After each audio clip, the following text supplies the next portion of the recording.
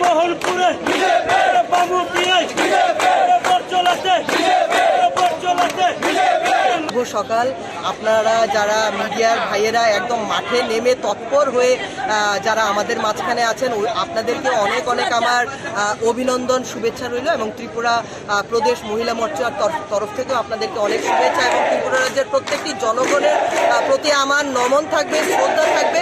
কেননা যেভাবে মোদিজি, নরেন্দ্র মোদিজি আমাদের প্রধানমন্ত্রীজি যেভাবে মানুষের অগ্রগতি বা উন্নয়নের জন্য কাজ করছে, সেই জায়গাটাকে যে মানুষ সেটাকে প্রতিষ্ঠিত করেছে 2023-এর নির্বাচনে, বিধানসভা নির্বাচনে আমরা ত্রিপুরা রাজ্য সেই ব্যাপারটা দেখেছি এবং লোকসভা নির্বাচনেও মানুষ যে এই ব্যাপারটাকে প্রতিষ্ঠিত করছে যে আমরা নরেন্দ্র মোদীজিকেই পুনরায়ভাবে প্রধানমন্ত্রীর আসনে পেতে চাই। কেননা উনি যেভাবে মানুষের জন্য চিন্তা করেছে, অর্থোদয় ব্যক্তিগুলোর জন্য চিন্তা করেছে, তো সেই জায়গাতে আমি বলবো ফলাফল পুরো জনগণের ওপরে। জনগণ নিশ্চয়ই ভারতীয় জনতা পার্টিকে এবং নরেন্দ্র মোদীজিকে নিজেদের হাত খুলে আশীর্বাদ দিয়েছে, বুক ভরে মায়েরা আশীর্বাদ করেছে।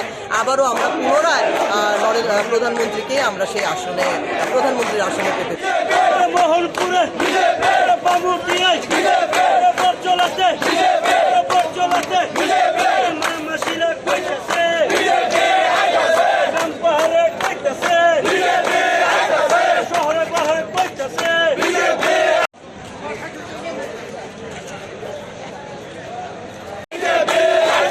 যুব মোর্চা কইতেছে, কিষাণ মোর্চা কইতেছে, বাসনে কইতেছে,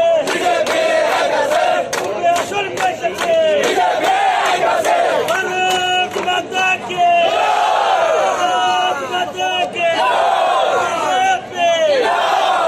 আসছে কারা, আসবে কারা, জিতছে কারা, জিতবে কারা, জিতবে কারা।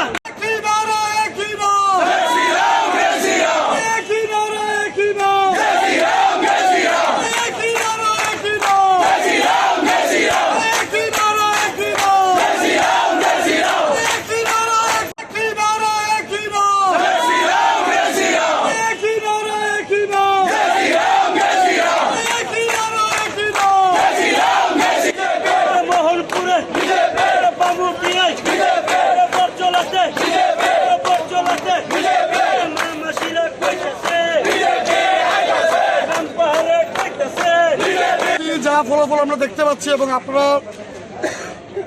আপনাদের কাছে রিপোর্ট রয়েছে, আমরা জয় নিয়ে আশাবাদী। শুধু আজকে বলে না, আমরা 2014 সন থেকে আমাদের নরেন্দ্র মোদীজি দিন রাত অক্লান্ত যেভাবে পরিশ্রম করেছেন এই দেশের জনগণের জন্য, এবং আমাদের মাননীয় মুখ্যমন্ত্রী প্রফেসর ডক্টর মানিক সাহাজি এই রাজ্যের জনগণের দিকে তাকিয়ে, মহিলার দিকে তাকিয়ে, যুবাদের দিকে তাকিয়ে যেভাবে কাজ করেছেন, আমরা জয় নিয়ে প্রথম থেকে আমরা আশাবাদী ছিলাম। এবং যেভাবে ভোটদান যেভাবে হয়েছে, মানুষ যেভাবে স্বতঃস্ফূর্তভাবে ভোট দিয়েছেন, আমরা তখন থেকে আমরা জানতাম যে আমাদের এই জয় আমরা কতটুকু মার্জিনে আমরা জিতবো এবার। কিন্তু এবার বিষয়টা হলো কি, বিরোধীরা যেসব এজেন্ডা নিয়ে এবার 2024 লোকসভা নির্বাচনে এসেছিল, এখন সময় চলে এসছে, জনগণ সবাই বুঝে গেছে, জনগণ উন্নয়নের পাশে, সত্যের পাশে, এবং তার 2 ঘন্টা পরে বিরোধীদের পায়ের তল থেকে মাটি সরে যাবে এবং আগামী দিনে তার রাজনীতি করার মতো ওরা কোনো স্থান পাবে না আমাদের ত্রিপুরা রাজ্যে। জনগণ পরিষ্কারভাবে বুঝিয়ে দিয়েছে